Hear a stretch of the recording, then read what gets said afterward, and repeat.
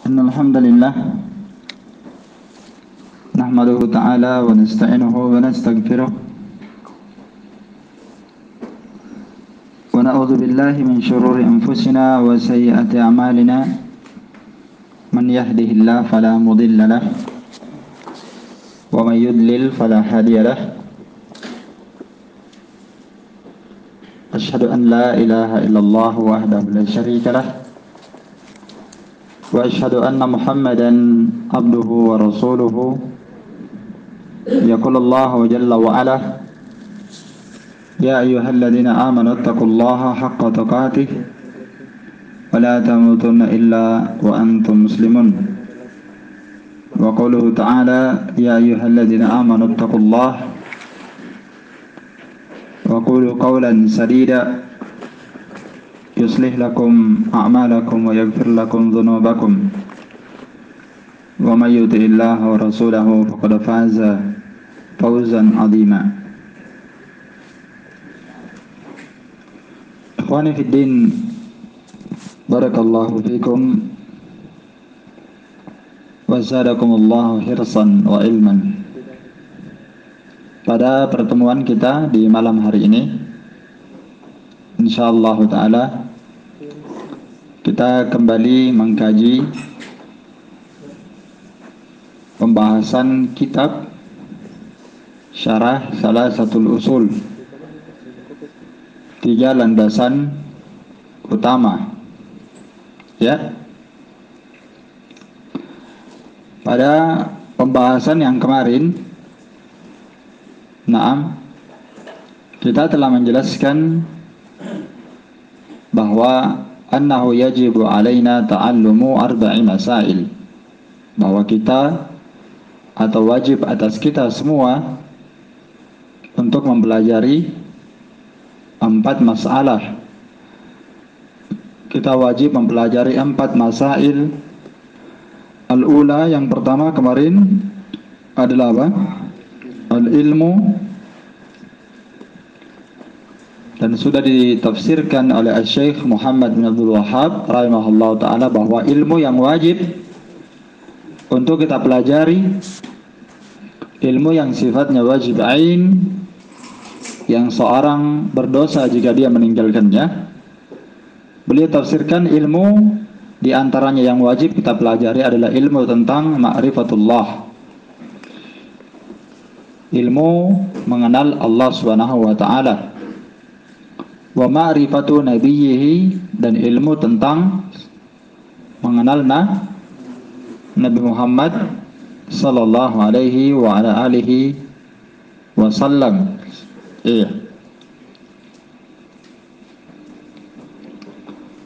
Dua pembahasan ini sudah kita bahas pada pertemuan yang telah berlalu, yaitu pengenalan terhadap Allah Subhanahu wa ta'ala dan pengenalan terhadap Nabi sallallahu alaihi wasallam.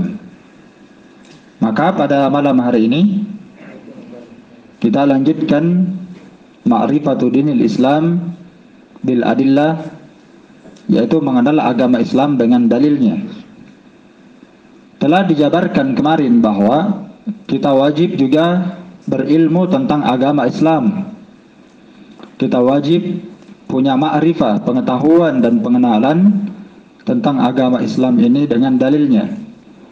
Tidak kita mengenal Islam ini dengan taklid. Apa yang diucapkan orang kita juga ucapkan, apa yang dibuat oleh orang kita juga buat. Apalagi yang viral, apalagi yang ramai sekarang, kita juga ikut nimbrung di dalamnya. Ini kebanyakan orang yang seperti ini adalah orang-orang yang jahil, yaitu mereka yang bagikan kapas yang diombang-ambing oleh angin. Mereka yang tidak punya keteguhan dalam iman dan tidak punya keteguhan dalam agama. Adapun orang yang berilmu, orang yang mengenal agamanya dengan baik, insya Allah mereka tidak terpengaruh dengan ucapan, meskipun banyak orang yang mengucapkannya. Mereka tidak terpengaruh dengan perbuatan, mereka tidak terpengaruh dengan kondisi dan keadaan apapun yang terjadi di sekitarnya, karena mereka punya prinsip mereka punya keyakinan, mereka punya pijakan-pijakan syar'i. Maka inilah pentingnya kenapa kita harus belajar apa? Ilmu agama. Kita kenali agama kita dengan dalil, ya, bukan dengan taklid, bukan dengan mengikuti perasaan, bukan kita beragama dengan mengikuti persangkaan, perasaan, bukan pula kita beragama dengan akal kita. Apa yang dicocoki akal kita, kita katakan itulah agama. Apa yang tidak cocok dengan akal, tidak cocok, tidak kita amalkan, tidak kita ikuti. Apa yang cocok dan perasaan kita, persangkaan kita, kita ikuti, kita lakukan. Dan apa yang tidak sesuai dengan perasaan kita, kita tinggalkan. Kita beragama bukan dibangun di atas itu semua, tapi kita beragama di atas apa? Dalil. Di atas dalil. Apa yang dikatakan dalil, meskipun akal Anda tidak mencocokinya, maka wajib Anda untuk ittiba. Karena agama ini dibangun di atas ittiba. Ittabi'u wa la tabtadi'u. Kata para sahabat, ittiba'lah kalian. Ikuti apa yang ada, sudah ada. Ittabi'u wa la tabtadi'u. Jangan kalian mengada-ngadakan perkara yang baru dalam agama ini. Faqad kufitum, karena kalian sudah dicukupi oleh syariat, kalian sudah dicukupi oleh dalil, kalian sudah dicukupi oleh Quran dan Sunnah. Dan semua perbuatan para sahabat dalam kehidupan mereka, para salafus saleh, itu merupakan kerangka amalan Quran dan Sunnah. Ya, jadi apa yang telah dipraktekkan oleh para sahabat itulah praktek Quran dan apa? Sunnah. Karena mereka lah yang paling faham Quran dan Sunnah. Maka antum melihat Quran dan Sunnah diamalkan, lihatlah kehidupan para salafus saleh. Kehidupan mereka itu adalah kehidupan yang paling terbaik di alam ini. Mereka mempraktekkan kehidupan mereka dengan Quran dan Sunnah. Mereka lah yang paling ittiba, mereka lah yang paling tulus, mereka lah yang paling semangat mengikuti Quran dan Sunnah. Dan mereka ini tidaklah takalluf dalam beragama, tidak bertakalluf. Takalluf artinya berlebih-lebihan, ya. Meskipun apa yang mereka tidak ketahui dipaksakan juga. Tidak, mereka tidak takalluf beragama. Maka kehidupan mereka para salafus saleh adalah kerangka Quran dan Sunnah, yang paling mengerti Quran dan Sunnah, dan kita ikuti jejak mereka para salafus saleh. Taib. Jadi agama ini, ikhwan, dibangun di atas dalil. Apa yang dikatakan dalil, meskipun akal kita bertentangan dengannya, maka kita ikuti. Bertentangan dengan nafsu kita, kita tetap taati, kita ikuti saja. Karena kita yakin bahwa mengikuti dalil Quran dan Sunnah pasti akan mendatangkan as-sa'adah, kebahagiaan. Pasti akan mendatangkan ketenangan, insyaallah. Mendatangkan kebahagiaan, mendatangkan keselamatan dunia dan akhirat, alam barzakh. Itu pasti, meskipun kadang akal kita nggak sampai ke dalamnya. Karena itu Umar Ibn Khattab radhiyallahu taala anhu, ketika beliau hendak mencium Hajar Aswad, beliau berkata, "Ana a'lamu annaka hajar." Saya benar-benar tahu bahwa engkau hanyalah sebuah batu saja, bongkahan batu. Saya tahu kamu ini, wahai Hajar Aswad, ya, kamu ini hanyalah batu saja. Ya. Kalau seandainya saya tidak melihat Nabi SAW mencium Anda, maka saya tidak akan menciummu. Iya kan? Coba kalau Nabi SAW tidak mencium Hajar Aswad, maka nggak ada dari umat ini yang akan melakukannya. Dia adalah hanyalah batu, ya. Tapi ketika Nabi SAW melakukannya, maka seluruh para sahabat dan seluruh umat Islam wajib yakin bahwa tidaklah Nabi melakukannya kecuali itu adalah perintah Allah. Itu adalah syariat. Meskipun akal kita nggak sampai, apa tujuannya dicium itu? Iya kan? Meskipun akal kita nggak sampai. Nabi SAW kalau safar menggunakan khuf, sepatu, beliau mengusap di atas sepatunya. Ya, padahal secara akal yang kotor itu di bawah, bukan di atas, kan? Tapi Nabi usap di atasnya. Kata Ali bin Abi Thalib, "Lau kana ad-dinu bir-ra'yi," ya. Kalau seandainya agama dibangun di atas akal, kata Ali, dibangun di atas ra'yu, pendapat dan akal, maka apa yang ada di atas, ya, aula bil masah. Maka apa yang ada, apa? Lakana al-asfal aula bil masah. Maka niscaya apa yang ada di bawah kaki itu yang lebih pantas untuk diusap, karena itu yang kotor. Tapi Nabi SAW mengusap di atas sepatunya, maka semua sahabat usap di atas sepatu. Nggak ada yang usap di bawah sepatunya, karena kalau dia usap di bawah sepatu berarti dia bikin perkara baru dalam agama, karena dia pakai akal. Cocoknya di sini, ya. Nah, seperti itu orang yang beragama. Kalau dia tidak mencontoh Nabi SAW, maka nanti secara konsekuensi dia akan menganggap bahwa amalannya lebih baik daripada Nabi SAW. Iya. Contoh ketiga, ini sudah dua contoh ya. Contoh hadis Umar cium hajar aswad. Contoh hadis Ali radhiyallahu taala anhu mengusap di atas sepatu. Contoh yang paling nampak juga adalah kisah Nabi SAW salat. Ini semuanya dalil-dalil saya bawakan ini untuk menunjukkan bahwa kita wajib mengenal agama Islam ini dengan dalil, bukan dengan taklid, bukan dengan perasaan, dengan akal, persangkaan, bukan. Ketika Nabi SAW salat, di pertengahan salat Nabi SAW melepaskan sandalnya. Ya, tiba-tiba para sahabat yang salat di masjid ketika itu mereka melepaskan sandalnya dan melemparnya. Karena mereka melihat Nabi SAW sementara apa? Salat melepaskan sandal. Maka setelah selesai salat salam, maka Nabi SAW berkata, kenapa kalian melepaskan sandal-sandal kalian? Ya, kata para sahabat, kami melihat antum pertengahan salat melepaskan sandal. Kata Nabi SAW, saya melepaskan sandal karena tadi sementara saya salat Jibril datang kepada saya dan memberitahu saya bahwa di bawah terompa sandalku ini ada najis. Maka saya melepaskannya. Lalu antum kenapa lepaskan? Ini diambil contoh pada hadis ini menunjukkan bahwa para sahabat ketika mereka melihat Nabi SAW berbuat, mereka tidak fikir-fikir dulu, ini apa maksudnya ini? Iya kan? Karena mereka yakin bahwa tidaklah Nabi SAW kita contoh kecuali pasti akan mendatangkan keselamatan dunia dan akhirat. Tidaklah kita mencontoh Nabi dalam berbuat kecuali akan mendatangkan as-sa'adah, kebahagiaan. Mau dipahami akal, tidak dipahami akal, ikuti saja. Itu contoh kan? Dan banyak contoh yang lain, contoh kisah Isra Miraj. Ya, ketika Nabi SAW di Isra Mirajkan cuma satu malam, bayangkan satu malam dari masjid dari Mekkah Nabi diisrakan, ya. Nabi SAW Mi'raj itu apa? Ya, Isra Miraj ya, di perjalanan malam kan Nabi berjalan dari Mekkah menuju ke mana? Ke Palestina, Masjidil Haram. Ya. Ilal Masjidil Aqsa. Dari Masjidil Haram ke mana? Masjid Al-Aqsa yang ada di Palestina. Setelah itu Nabi SAW diangkat ke langit, bertemu dengan Nabi Fulan, sampai Nabi yang ketujuh. Nabi pertama langit pertama Nabi berjumpa dengan Nabi tertentu ya, sampai langit yang ketujuh berjumpa dengan para Nabi dan Rasul Allah Subhanahu Wa Taala, yang Allah Subhanahu Wa Taala jadikan mereka berjumpa dengan Nabi SAW. Sampai di langit yang ketujuh Nabi menerima ibadah salat. Setelah itu turun lagi ke Masjidil Aqsa, setelah itu pergi lagi ke Makkah. Cuma satu malam. Semua penduduk Makkah, kafir Quraisy, tidak ada yang percaya kepada Nabi SAW. Tidak percaya kan? Kisahnya. Setelah itu mereka datang kepada Abu Bakar As-Siddiq.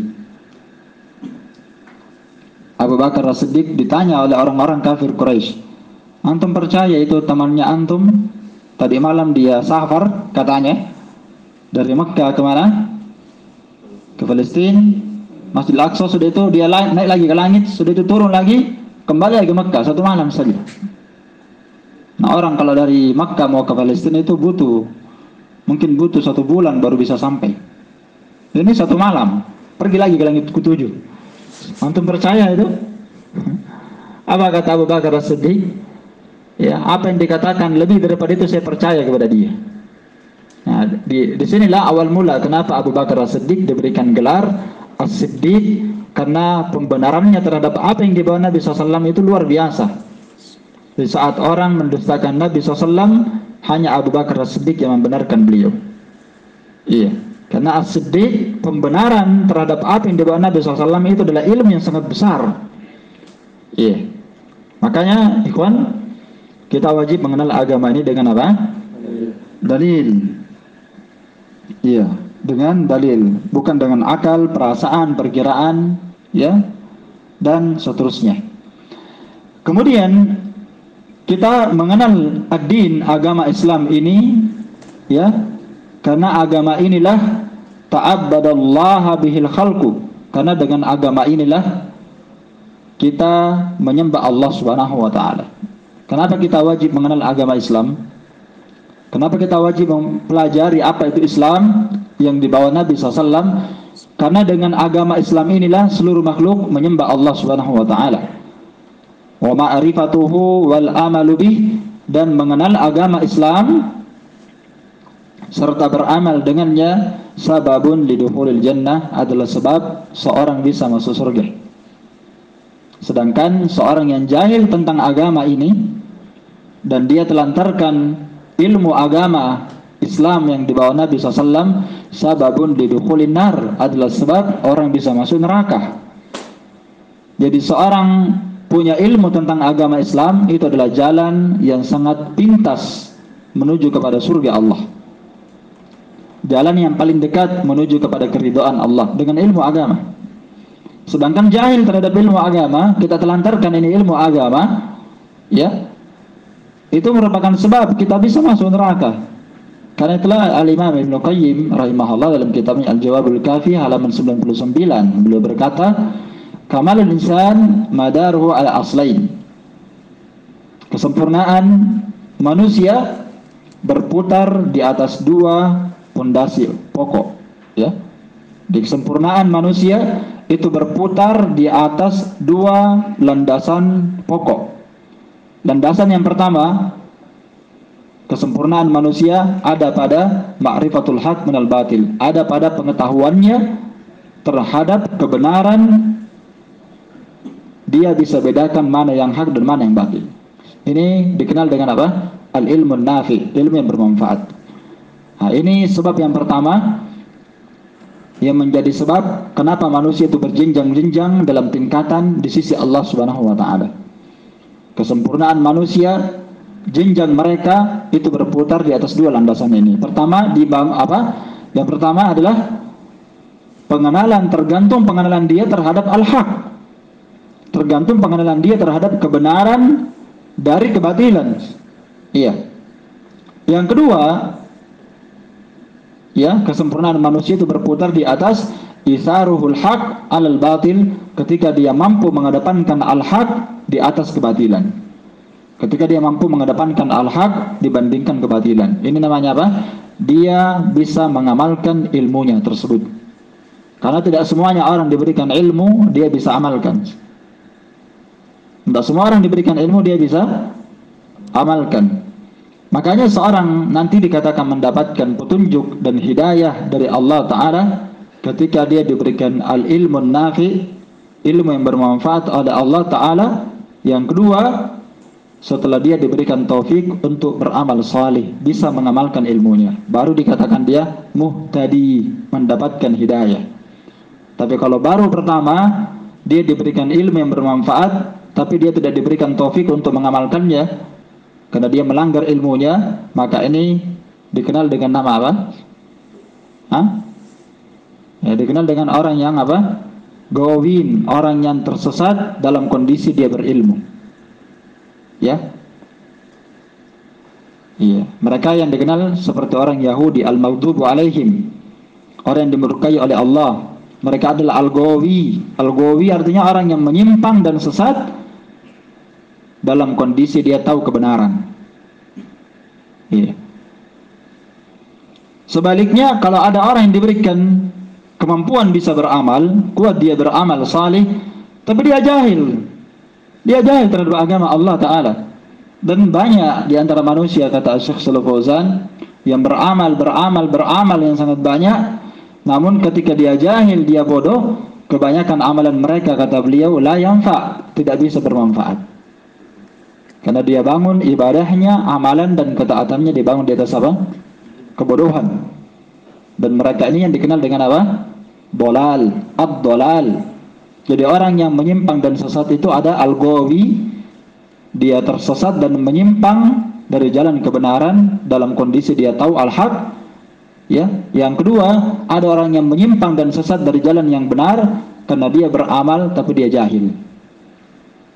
Mereka ini dikenal dengan apa? Orang Nasara. Ghairil maghdubi alaihim waladdallin. Dan kita disuruh membaca surah ini setiap hari.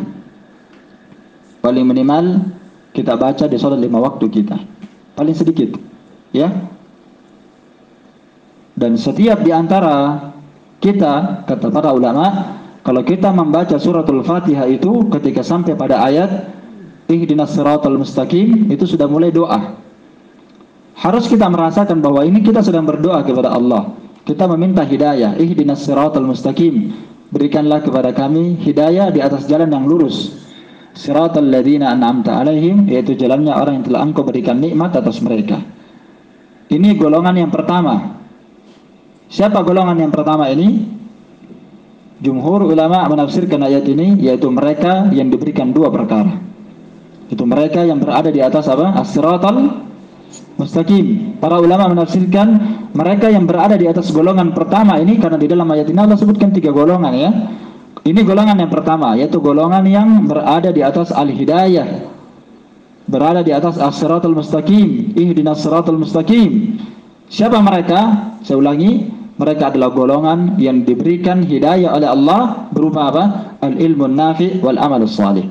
Mereka yang diberikan taufik oleh Allah bisa berilmu, menjadi seorang penuntut ilmu, dan dia menjadi orang yang bisa beramal dengan ilmu tersebut. Iya. Golongan yang kedua, ghairil maghdubi alaihim. Bukan jalannya orang-orang yang dimurkai atas mereka. Mereka inilah al-ghawi, yang tahu kebenaran tapi dia tidak amalkan. Mereka tersesat bersama dengan pengetahuan. Mereka lah orang Yahudi. Golongan ketiga, waladhdallin, bukan jalannya orang-orang yang apa? Tersesat. Siapa mereka? Orang Nasara, yaitu mereka yang beramal tanpa ilmu. Al-Imam Ibnu Qayyim rahimahullah, wa ma tafawatat manazilul khalqi indallahi fid dunya wal akhirah illa biqadri tafawuti manazilihim fi hadainil amrayn. Tidaklah, kata beliau, tidaklah manusia berjenjang-jenjang dan bertingkat-tingkat di sisi Allah di dunia dan di akhirat kecuali sesuai dengan kadar tingkatan derajat mereka pada dua perkara ini. Tergantung pengetahuan mereka terhadap kebenaran al-haq, itulah ilmu al-nafi, ilmu yang bermanfaat, dan tergantung dari apa? Kekuatan dia dalam beramal. Seluruh manusia, jenjang mereka di sisi Allah, tingkatan mereka di sisi Allah Ta'ala, itu ditentukan dengan dua perkara ini, ilmu dan amalan. Ya, bahasa lainnya ilmu dan iman. Tergantung dari apanya? Ilmu dan apanya? Keimanannya. Iman itu, ya, cakupannya apa? Ucapan, perbuatan, dan keyakinan hati. Itulah iman. Iman itu kan 3. Qaulun bil lisan, ucapan bil lisan. Jadi kalau antum ditanya apa itu iman? Iman itu berapa? 3. Kalau nggak ada 3 ini belum mukmin namanya. Kecuali pendapatnya orang-orang Murji'ah, ya. Karena Murji'ah itu ada 4 kelompok dalam bab iman seperti tadi. Jadi kalau ahli sunnah ditanya apa itu iman, kesimpulannya 3. Iman itu adalah qaulun bil lisan. Ada ucapan lisan, seperti mengucapkan syahadat la ilaha illallah, baca Al-Quran, berzikir, adzan, mengajarkan ilmu. Ini apa namanya? Iman. Amalan lisan. Yang kedua apa itu iman? Ya, amalan bil jawar wal arkan. Iman itu adalah amalan anggota apa? Badan. Seperti apa? Antum salat, antum berjihad, antum membantu orang angkatkan barang. Itu iman semuanya. Semua kebaikan yang dilakukan anggota badan. Seperti itu. Iya. Dan ini sangat banyak bentuknya, ya, amalan anggota badan. Terus yang ketiga, iman itu adalah apa? Keyakinan dalam hati. Seperti apa? Cinta kepada Allah, ya, rasa takut kepada Allah. Taib. Bertawakal kepada Allah. Thiqatun billah. Antum percaya dan yakin dengan apa yang ada di tangan Allah, pasti Allah Ta'ala akan menolong kita. Iya. Taib. Amalan hati seperti apa lagi? Rasa malu. kepada Allah Subhanahu wa taala. Dari tiga ini, iman itu ucapan lisan, amalan anggota badan, dan amalan hati. Inilah yang ada sekitar 70 cabang. Ya kan? Amalan lisan sekian cabang, amalan badan sekian cabang, amalan hati sekian cabang. Totalnya berapa? 70 cabang. Al-imanu bid'un wa sab'una syu'batan. Iman itu ada sekitar 70 cabang, kata Nabi SAW. Fa'alaha, yang paling tinggi dari cabang keimanan adalah apa? La ilaha illallah. Ini amalan apa? Amalan lisan. Wa adnaha imadatul ada anit tariq. Ya, dan cabang iman yang paling rendah adalah menyingkirkan gangguan dari jalan. Amalan apa ini? Amalan anggota badan. Wal haya'u syu'batu minal iman. Rasa malu di dalam hati, menampakkan kemungkaran, maksiat, kefasikan, itu merupakan cabang dari apa? Keimanan. Amalan apa ini? Amalan hati. Jadi iman ada berapa cabangnya? Tiga. Amalan lisan, amalan anggota badan, dan amalan hati. Dari tiga amalan inilah para ulama menyebutkan syajaratul iman, pohon keimanan, sampai 70 cabang semua. Baik. Dan itu nanti pembahasannya di pembahasan iman akan kita bahas panjang lebar tentang masalah iman, cabang-cabangnya semua. Ya. Karena kalau kita tidak mengerti ini pembahasan iman, bisa jadi murji'ah orang. Ya, orang bisa jadi murji'ah. Ya. Baik. Dan dalam bab iman inilah kelompok-kelompok banyak yang menyimpang, seperti Khawarij menyimpang dalam bab iman, kelompok Murji'ah menyimpang dalam bab iman. Baik. Jadi di atas dua perkara inilah manusia itu bertingkat-tingkat jenjang mereka. Jadi tiga pembahasan, ya, tiga pembahasan: mengenal Allah, mengenal nabinya, dan mengenal agama Islam dengan apa? Dengan dalil. Ini merupakan perkara yang paling pertama yang akan ditanyakan pada seorang hamba dalam kuburnya. Dan ini sudah pernah kita bahas. Kenapa ilmu ini wajib kita pelajari? Karena ini merupakan perkara yang paling pertama yang akan ditanyakan manusia di alam kuburnya. Tayyib. Jika dia kuat, ya, dia punya pengetahuan terhadap al-usul as-salasah, ya. Jadi kitab ini judulnya Usul Salasah, ya, namanya tiga landasan utama. Karena memang yang dibahas itu yang tiga itu: mengenal Allah, mengenal nabinya, dan mengenal agama Islam dengan dalil-dalilnya secara terperinci. Ya, kalau seorang punya ma'rifat tentang perkara ini, hariyun bihi, maka sangat diharapkan insyaallah dia akan dikokohkan oleh Allah Subhanahu wa taala bisa menjawab pertanyaan dua malaikat. Iya. Jadi ini penting kita pelajari memang. Boleh kita katakan mempelajari buku ini hukumnya wajib. Sampai sebagian para ulama itu, bukan sebagian, banyak di antara para ulama kita di zaman ini, mufti para ulama, mufti sebelum Syekh bin Baz, namanya Syekh Muhammad, ya, Syekh, mufti sebelum Syekh bin Baz, sampai mufti-mufti ulama besar kibar para ulama as-salaf di zaman ini, semuanya menganjurkan mempelajari al-usul salasah. Semua masjid-masjid harusnya belajar ini. Mereka anjurkan seperti itu. Mulai dari imam masjid, jamaah yang salat itu harus diajari usul salasah. Iya, harus belajar ini. Ini wajib dipelajari. Harus mengerti. Ya, harus dia mengerti. Kalau sudah selesai, buka lagi kata mereka. Selesai, buka lagi sampai mereka betul-betul paham tentang tauhid. Nah, kita ini belum pernah selesai ini pembahasan, ya. Mungkin ada yang sudah pernah mempelajarinya, diulang lagi. Ini seingat saya ini pelajaran usul salasah ini selama saya di Pindrang sekitar 12 tahun, ya. Mulai 2007 berarti sudah 13, ya. Masuk 13 tahun kita di sini di Pindrang. Itu saya sudah 3 kali buka ini. Sudah 3 kali saya ajarkan ini buku. Mungkin di antara antum waktu itu belum ada, ya, baik, atau mungkin masih di zaman jahiliyah waktu itu, baik, iya.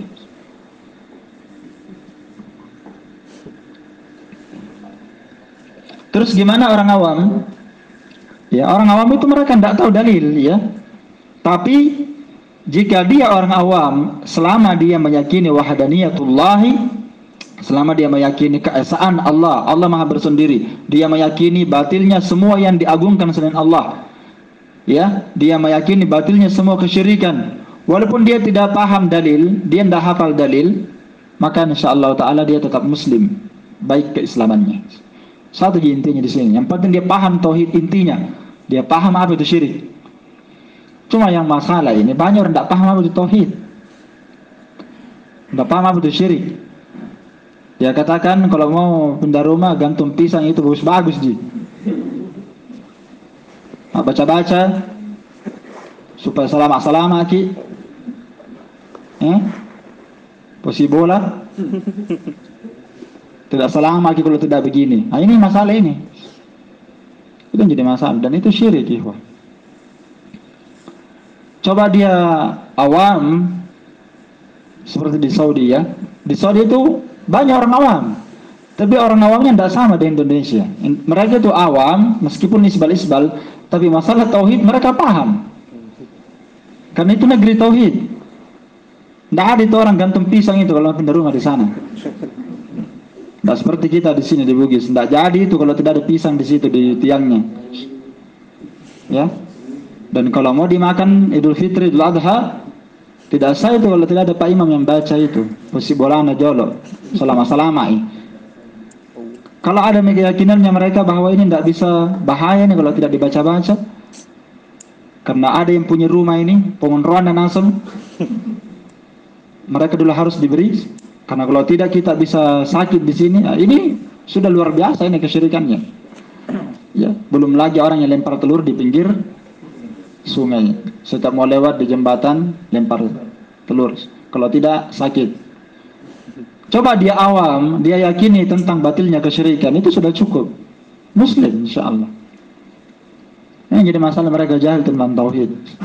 Jahil tentang syirik. Ya. Farada ala kulli ahad. Karena itulah Syekh Abdullah bin Abdurrahman rahimahullah taala, keturunannya Syekh Muhammad Abdul Wahhab rahimahullah. Ini luar biasa ya, Syekh Muhammad Abdul Wahhab ini semua keturunannya itu ulama. Ya. Dan memang sudah ada perjanjian dengan Raja Saudi namanya Muhammad bin Saud yang dinisbahkan Saudi kepada dia. Dialah orangnya Muhammad bin Saud, raja pertama Arab Saudi. Ya. Muhammad bin Saud. Nanti semua yang jadi raja itu dari keturunannya semua. Dan ini termasuk di antara bentuk pemimpin yang syar'i. Karena dalam Islam itu mengangkat seorang pemimpin yang syar'i hanya ada dua cara. Cara yang pertama dengan adanya apa? Pelimpahan kekuasaan dari orang tuanya, mungkin dilimpahkan kekuasaan kepada siapa saja, itu bentuk pemimpin yang syar'i. Ada pelimpahan kekuasaan, seperti pelimpahan kekuasaan Abu Bakar As-Siddiq pada siapa? Kepada Umar. Ketika Abu Bakar meninggal, dia katakan nanti yang gantikan siapa? Umar. Nggak ada yang protes karena orang semua tahu yang paling afdal di antara seluruh sahabat adalah Umar setelah Abu Bakar. Tapi setelah meninggal Umar berpesan supaya bermusyawarah. Supaya apa? Bermusyawarah. Nah, ini cara yang kedua mengangkat seorang pemimpin. Dipilih oleh ahlul halli wal aqd.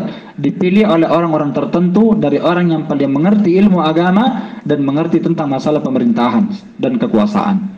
Bukan semua orang memilih. Bukan semua apa? Orang memilih. Karena kalau semua orang memilih pemimpin, ini cara yang tidak syar'i. Tapi kalau sudah jadi, tetap dia jadi presiden. Tapi cara dan wasilah yang digunakan itu tidak syar'i. Itu menyelisihi Quran dan apa? Sunnah. Di sini bukan tempatnya saya bahas itu. Yang jelas, antum sudah paham ya? Mengangkat seorang pemimpin dengan berapa cara? Dua cara yang syar'i. Ada pelimpahan kekuasaan. Sama dengan sistem kerajaan. Sistem kerajaan itu sekarang yang ada di Saudi. Jadi nggak ada orang berpikir mudah-mudahan saya bisa jadi raja. Nggak bisa, sampai mati antum 7 turunan nggak bisa jadi raja. Karena keturunannya antum memang nggak ada di situ. Jadi nggak ada orang berkhayal mau jadi raja di sana. Yang ada itu cuma keturunan raja saja. Jadi jangan antum berpikir mau jadi raja, mati konyol saja. Nggak bisa. Dan itu bagus memang, secara Islam memang benar. Ya beda sekarang ya. Iya, macam-macam orang mau jadi raja sekarang. yang menjadi pemimpin. Ya, padahal Nabi SAW berkata, manusia berlomba-lomba untuk menjadi pemimpin, sedangkan mereka semua akan menyesal pada hari kiamat. Ya, mau jadi pemimpin ini nanti menyesal hari kiamat. Kenapa? Semua orang yang di bawahnya harus dipertanggungjawabkan. Iya, harus ditanggungjawabkan. Kalau ada yang salah, dia yang pikul nanti. Dia amilu auzarahum. Harus mereka pikul dosanya dan dosanya orang yang mereka salahkan. Iya, jadi ini bahaya jadi pemimpin ya. Makanya Nabi SAW sampai Abu Darda ini radhiyallahu taala anhu, ini dilarang oleh Nabi SAW. Jangan kamu menjadi pemimpin walaupun cuma 2 orang saja. Jangan. Iya, 2 orang ini. Jangan kamu adil, kamu yang jadi mau pimpin walaupun cuma 2 orang saja. Jangan. Iya. Nah sekarang ini orang berlomba-lomba menjadi pemimpin. Iya. Sampai dibuatkan slogan, pilih Kak Capo. Nomor 2. Iya. Maka nih Wan, insyaallah taala kalau kata Syekh Abdurrahman, jadi itu tadi saya sebutkan silsilahnya supaya antum kenal sedikit ya. Jadi semua yang jadi raja di sana itu siapa? Muhammad bin Su'ud dan keturunannya. Terus kesepakatannya dengan Syekh Muhammad bin Abdul Wahhab rahimahullah, semua yang jadi ulama di sana nanti dan menjadi mufti-mufti negeri itu semuanya adalah keturunannya Syekh Muhammad bin Abdul Wahhab. Paham ya? Iya. Makanya kalau antum dengarkan itu di sana ada namanya Alu Syekh. Syekh bin Syekh Muhammad Alu Syekh, Syekh Abdurrahman Alu Syekh, Syekh Abdul Aziz Alu Syekh. Yang ada Alu Syekh itu artinya keluarganya Syekh Muhammad Abdul Wahhab, maksudnya itu. Ya, Alu Syekh artinya keluarganya Syekh Muhammad bin Abdul Wahhab, Syekh Abdurrahman, ya, pengarang Fathul Majid, Syekh Abdullah bin Abdurrahman. Ini cucunya lagi Syekh Muhammad Abdul Wahhab. Ya. Jadi ini kitabnya Syekh beliau, Kitabut Tauhid. Disyarah oleh siapa? Disyarah oleh anaknya. Sudah itu disyarah lagi sama cucunya lagi. Ya, karena semuanya ulama. Luar biasa ini ya. Semua keturunannya itu ulama besar semuanya. Baik. Jadi tidak boleh bertaklid ya, tidak boleh bertaklid. Baik. Tapi kalau dia awam, dia tidak mengerti dalil, sepanjang dia mengerti apa dasar tauhid dan dasar kesyirikan, dia yakini tentang kebenaran Nabi SAW, dia yakini hari berbangkit, dia yakini surga dan neraka, dia meyakini semua perkara-perkara ini dan meyakini apa segala bentuk kesyirikan itu batil dan sesat, maka keyakinannya ini insyaallah taala dia adalah muslim. Ya, walaupun dia jahil tentang dalil, ya, walaupun dia tidak hafal dalil, seperti itu. Baik.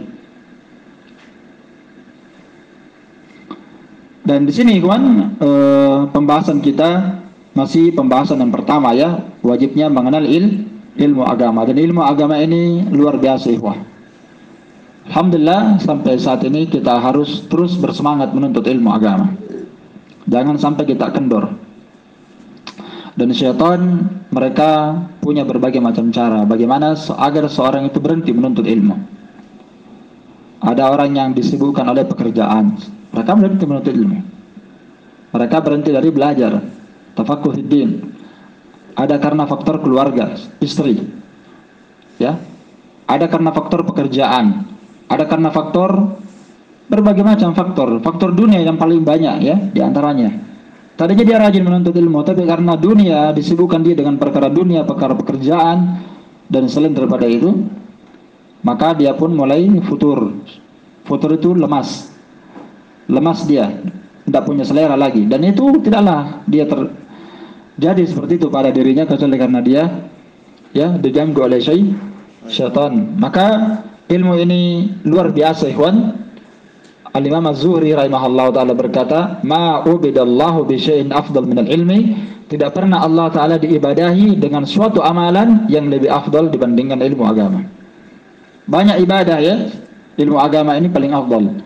Imam Ahmad rahimahullah berkata, talabul ilmi afdalul a'mal liman sahhat niyatuh.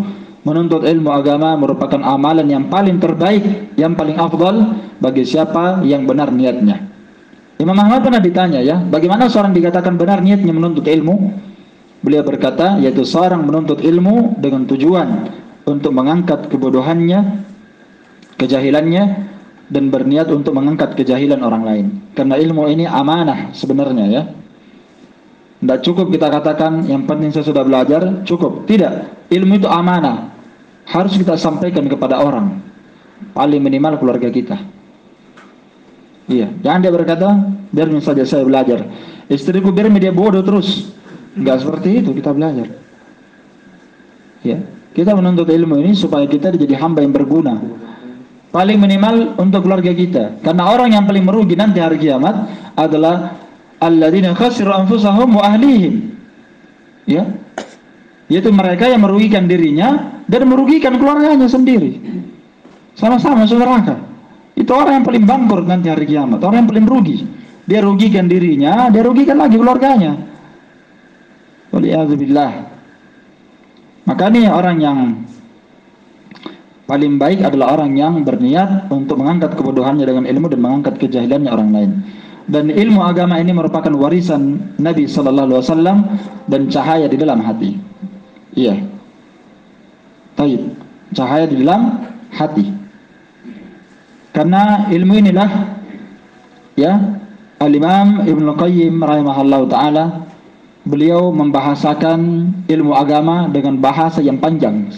Sini saya bacakan ya, ini luar biasa perkataan beliau ini. Beliau menggambarkan bagaimana itu sebenarnya ilmu syariat. Beliau berkata, al-ilmu asy-syar'i huwa hayatul qulub. Ilmu syar'i itu adalah hayatul qulub, hidupnya hati manusia. Hati kita ini tidak bisa hidup tanpa ilmu agama.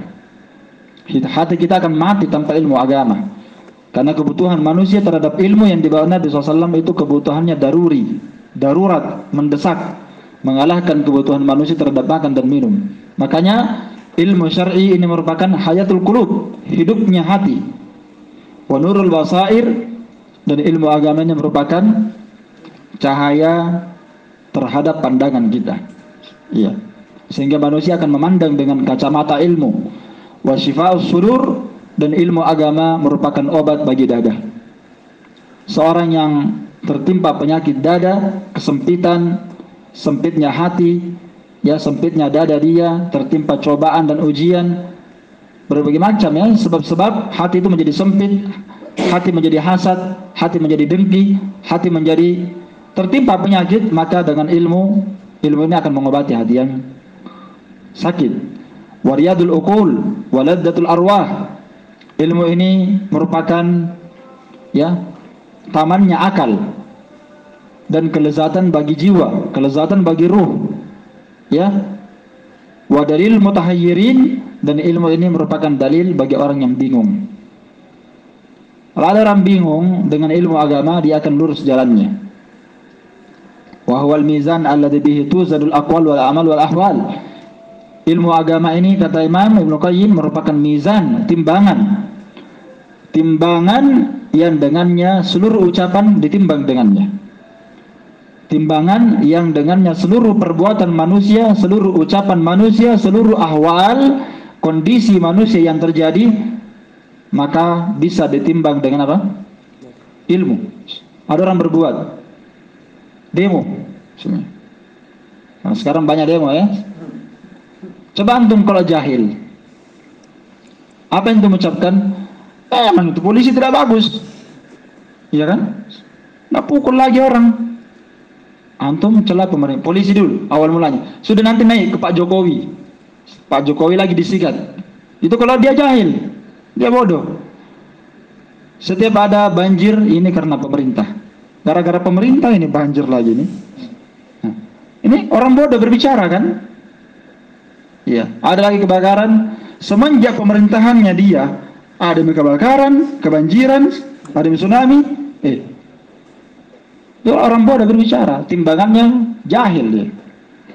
Tapi kalau dia belajar, ada orang berucap, walaupun dia tidak hafal dalil, ada orang berucap di atas mimbar berbicara. Ada orang berbuat, ada kondisi yang terjadi, dia akan timbang dengan apa? Ilmu agama. Ilmu agama itu namanya mizan. Mizan. Ilmu agama itu merupakan furqan. pembeda yang dengannya kita bisa bedakan mana hak dan mana batil, mana halal dan mana yang haram. Kalau kita jahil, kita akan gila semua itu yang halal dan haram. Ya, yang haram diambil semua. Yang syirik dikatakan boleh, dibalik-balik. Ya, maka ilmu ini luar biasa ya, timbangan. Bihi yu'rafullah wa yu'bad. Dengan ilmu agama ini manusia mengenal Allah Ta'ala. Ya, dengan namanya dan sifat-sifatnya dan perbuatannya. Dengan ilmu agama manusia bisa menyembah Allah dengan cara yang benar. Coba tanpa ilmu agama, manusia akan serampangan beribadah kepada Allah Ta'ala. Bid'ah saja dikatakan ibadah, syirik saja dikatakan ibadah. Sudah berbuat syirik, ini ibadah ini, hati-hati antum lah, kesyirikan. Kalau dia bodoh, dia akan jahil tentang beribadah kepada Allah. Maka dengan ilmu agama ini orang akan menyembah Allah dengan cara yang benar.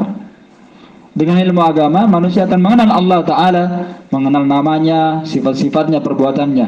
Yang dengan mengenal nama dan sifat Allah, kalau kita kenali perbuatan-perbuatan Allah, maka dengan itu kita akan cinta kepadanya. Kalau kita tahu perbuatan baiknya Allah Ta'ala kepada kita, kita akan cinta kepadanya. Kita akan takut kepadanya. Kita akan taat kepada dia. Kita akan menyembah dia. Itu semua dengan ilmu agama. Iya, semuanya dengan ilmu agama. Dengan ilmu agama ini yuzkar wa yuwahhad. Dengan ilmu agama ini kita beribadah, berzikir kepada Allah Ta'ala. Dan dengan ilmu itulah kita mentauhidkan Allah. Wa yuhmad, kita akan puji Allah. Wa bihi tada ilahi salikun.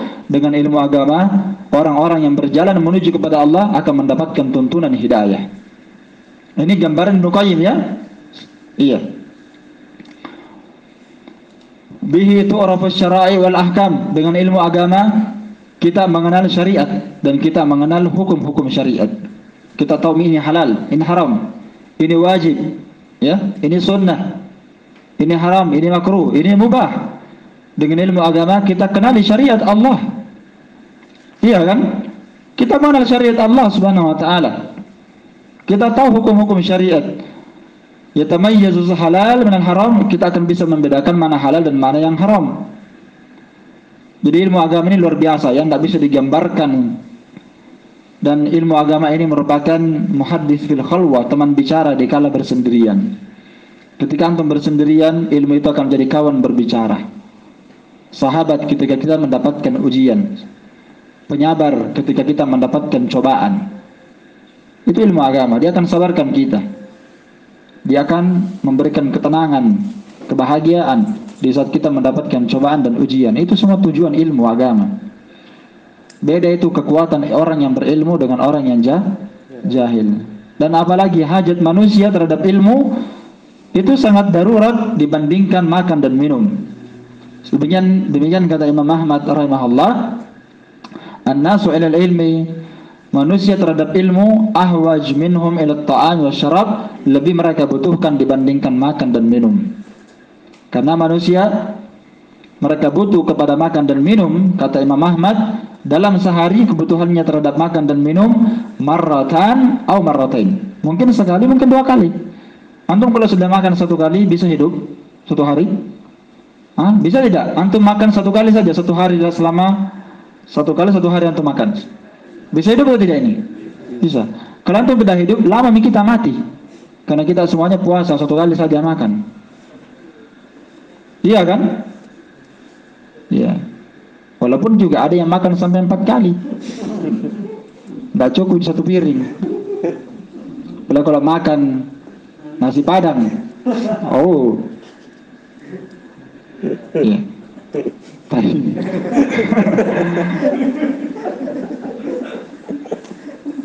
Seperti ini, Iwan. Nah, jadi kebutuhan manusia kepada ilmu agama ini darurat dibandingkan kebutuhan makan dan minum. Makan dan minum satu kali dua kali cukup. Kata Imam Ahmad, wa hajatuhu ilal ilmi bi'adadi anfasihi, sedangkan kebutuhan manusia terhadap ilmu agama, kebutuhan mereka terhadap ilmu agama sesuai dengan jumlah nafasnya. Ini perkataan Imam Ahmad, tidak berlebihan ya. Insyaallah. Imam Ahmad itu semuanya orang tahu bagaimana beliau. Semua di antara kita sudah pernah dengarkan kisah Imam Ahmad. Imam Ahmad itu menghafalkan 1 juta riwayat. Ya, bukan 100.000 ya. 1 juta hadis dia hafal. Melingkup hadis marfu, hadis mauquf, dan hadis maktu. Makanya Imam Ahmad itu dihafalkan semua perkataan para sahabat. Kalau orang berselisih, dia nukil perkataan sahabat semua. Ini pendapatnya Umar, pendapatnya Ali, pendapatnya Ibnu Mas'ud. Jadi makanya Imam Ahmad itu paling banyak kuat pendapatnya ketika berselisih dengan ulama yang lain. Ya. Imam Ahmad hafal 1 juta hadis. Cukup dia berhenti menuntut ilmu? Tidak. Sampai mati dia belajar. Bayangkan ya, Imam Ahmad sudah hafal riwayat sampai 1 juta seperti itu. Imam Ahmad masih berlari-lari bersama anak kecil bawa tinta. Sampai orang-orang teriaki beliau, "Ya Abu Abdillah, wahai Abu Abdillah." Ini kunyah beliau, anak beliau Abdullah. "Sampai kapan antum menuntut ilmu?" Kata beliau, "Ilal lahad," sampai masuk ke liang lahat. Baru berhenti. Kita ini, ilmu kita ini, usul sa'asa saja matanya tidak dihafal. Juz amma juga tidak kita hafal. Kita datang taklim saja sekali sebulan. Ilmu kita ini sedikit sekali. Iya, sedikit sekali kita punya ilmu nih, kawan. Dan kalau kita juga mau dikatakan penuntut ilmu, saya katakan tidak juga. Karena kebanyakan manusia di antara kita pada zaman ini, mereka jadikan ilmu itu sebagai sampingan, bukan kebutuhan. Antum tahu tak? Beda itu kebutuhan dengan sampingan. Apa itu sampingan? Kalau ada kesempatan datang. Itu namanya sampingan. Kalau orang dulu menuntut ilmu, mereka keluar menuntut ilmu. Habis hartanya. Antum baca kisah-kisah para as-salafus salih menuntut ilmu, itu mengeluarkan air mata mereka menuntut ilmu agama. Sampai harus mereka jual rumah mereka. Ya, ada yang jual kendaraan mereka jual rumah mereka jual semuanya. Tujuannya apa? Pergi menuntut ilmu agama. Iya. Mereka menghabiskan waktu mereka untuk seperti itu. Ya, kalau kita di zaman ini, kita tidak dituntut lah. Mungkin kita tidak bisa seperti mereka. Paling tidak mendekati mereka. Harus kita semangat menuntut ilmu agama. Jangan kita lemah. Ya, jangan kita lemah. Karena setiap kita datang menuntut ilmu agama akan bertambah pengetahuan kita dan pasti bertambah iman. Itu pasti itu. Antum rasakan tidak? Antum hadir di majelis ilmu. Antum datang di majelis ilmu, antum merasakan itu bertambah, itu kebaikan, keimanan bertambah. Antum merasa lagi kebalikannya, antum jangan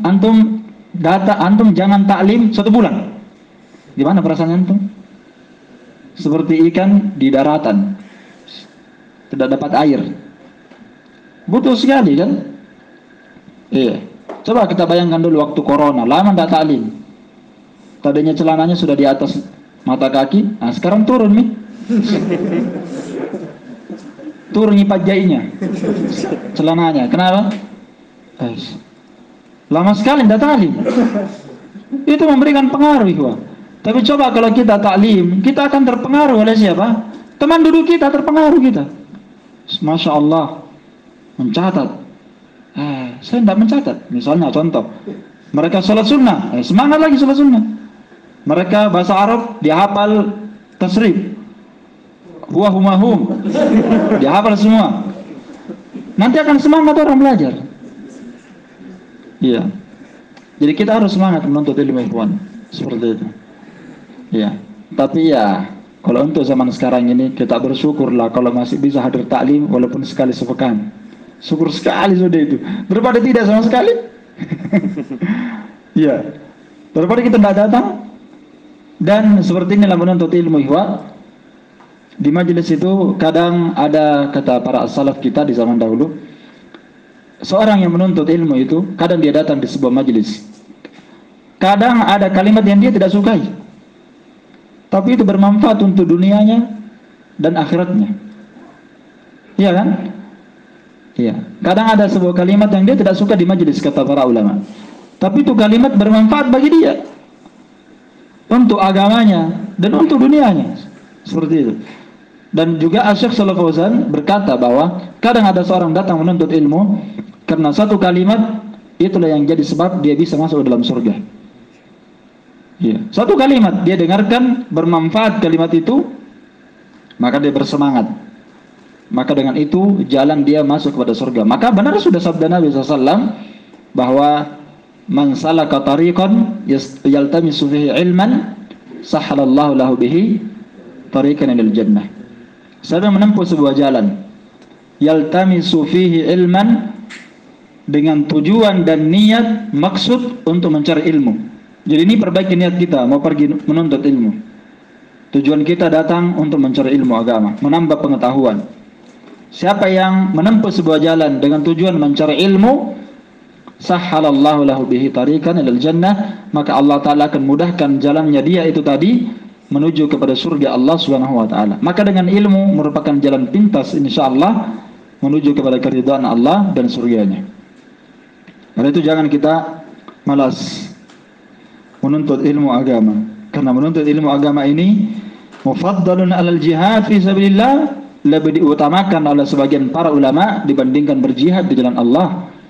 Karena itu kata sahabat Abdullah bin Abbas radhiyallahu anhuma, al-ghudwu war-rawahu fi ta'allumil ilmi afdal min indallahi min al-jihad fi sabilillah azza wa jalla. Berpagi-pagi, bersegera atau berbolak-balik menuntut ilmu agama, datang pergi, selalu pergi menuntut ilmu agama. Itu kata Ibn Abbas lebih afdal di sisi Allah dibandingkan berjihad di jalan Allah Subhanahu wa Ta'ala. Dan memang dari seluruh amalan, para ulama berselisih pendapat manakah amalan yang paling afdal. Sebagian ulama mengatakan amalan yang paling terbaik, yang paling afdal adalah menuntut ilmu. Dan yang kedua, sebagian ulama mengatakan berjihad fi sabilillah. Iya, ini dua amalan inilah yang para ulama berselisih. Ada mengatakan menuntut ilmu lebih afdal, ada mengatakan berjihad lebih afdal. Baik. Namun Syekh Muhammad bin Shalih Al-Utsaimin berkata bahwa kalau di zaman kita ini, ya, di zaman yang banyak kerusakan, banyak orang berfatwa tanpa ilmu, kata beliau. Di zaman kita ini, ya kan? Banyak orang berfatwa tanpa apa? Tanpa ilmu. Bagaimana hukumnya musik, Ustaz? Halal, bagus. Berfatwa tanpa ilmu. Bagaimana kalau ambil uang di bank? Ribanya itu bagaimana? Bagus, boleh. Banyak orang berfatwa tanpa ilmu. Dan banyak kerusakan di alam ini saat ini. Yang kedua, banyak orang berbuat bid'ah dan banyak orang berbuat kesyirikan.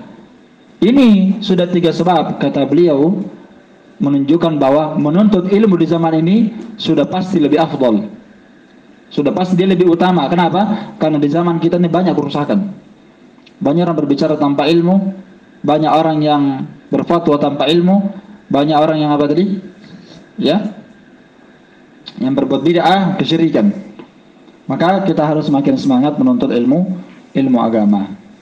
Ya, semisal ini insyaallah taala banyak sekali perkataan para ulama kita yang dimana mereka bersepakat, kata Imam Nawawi, sepakat para ulama as-salaf bahwa istighalul bil ilmi, seorang menyibukkan diri dengan menuntut ilmu, itu lebih afdal daripada dia menyibukkan dirinya dengan salat sunnah, puasa sunnah, berzikir, bertasbih, bertakbir, bertahmid dan bertahlil. Menuntut ilmu lebih afdal dibandingkan semua amalan itu tadi. Jadi kalau antum duduk belajar bahasa Arab misalnya, ya, antum duduk di situ, itu lebih afdal dibandingkan orang yang berpuasa di siang hari. Ya. Antum duduk berusaha paham pelajaran, itu lebih afdal dibandingkan orang yang melakukan sholat di malam hari dan bersedekah emas dan perak.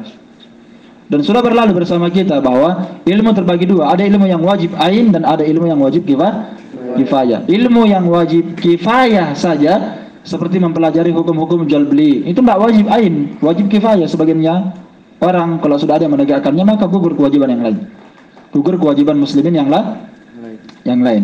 Mempelajari tentang masalah hukum-hukum nikah, bab masalah muamalah, jual beli, masalah wakaf dan semisal dengannya, itu wajib kifayah. Ini saja yang wajib kifayah, tidak wajib ain.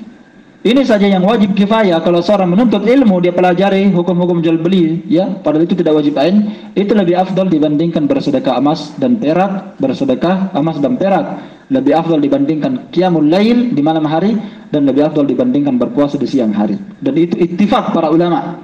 Sepakat semua para ulama bahwa dia lebih afdal dibandingkan semua amalan itu tadi. Ya, bagaimana lagi kalau menuntut ilmu yang sifatnya apa? Wajib ain, seperti kitab ini yang sekarang kita pelajari ini, buku ini, buku masalah akidah, ya. Karena itulah ilmu itu yang paling afdal kita pelajari adalah ilmu yang berkaitan tentang masalah tauhid dan akidah. Kemudian ilmu tentang tafsir Quran, ilmu tentang hadis, ya, ilmu fikih. Itu ilmu-ilmu yang penting kita pelajari. Semoga Allah Subhanahu wa taala senantiasa memberikan kepada kita taufik, kemudahan untuk senantiasa belajar dan menuntut ilmu. Wallahu taala a'lam bis-shawab. Naktafi bihadzal qadar. Subhanakallahumma bihamdik asyhadu an la ilaha illa anta astaghfiruka wa atubu ilaik. Alhamdulillahirabbil alamin. Fadl barakallahu fikum.